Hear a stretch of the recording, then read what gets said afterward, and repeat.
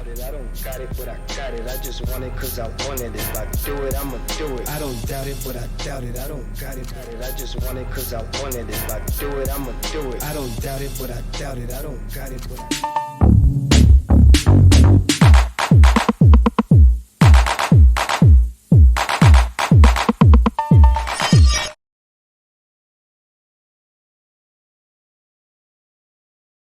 In this lesson, we will be looking at the history of crystal healing throughout time, natural crystal formation, and the 3 ways in which crystals are naturally formed. We will look at the 7 different internal atomic structures of crystals, and the difference between raw and polished crystals. Finally, we will end off the lesson with a wonderful practice called water alchemy, and give you the opportunity to set your intentions for the rest of this course. Alright. Let's start with the history of crystal healing, an important foundation of your crystal healing journey.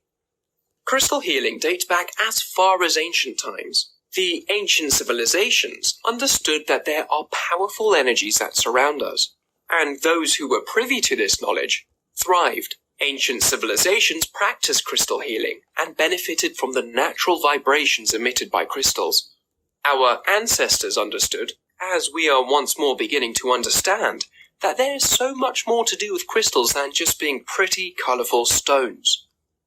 Now, the Sumerians can be referred to as an example. The Sumerians lived in southern Mesopotamia between 4100 and 1750 BCE. They were highly evolved beings of the ancient world, and they used crystals in their healing formulas. Apart from the Sumerians, the legendary Egyptians used crystals for a wide range of purposes. These included good health, invoking good luck, and protection.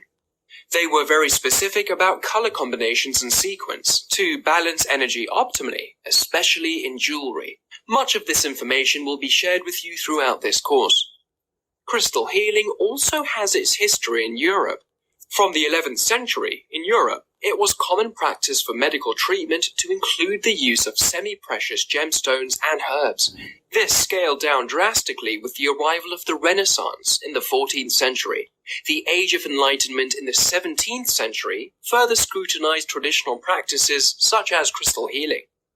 Speaking of Europe, did you know that the Greek philosopher Theophrastus spoke of amber's benefits in the 4th century? Baltic amber, more commonly known as teething breads, contains succinic acid, which has anti-inflammatory benefits.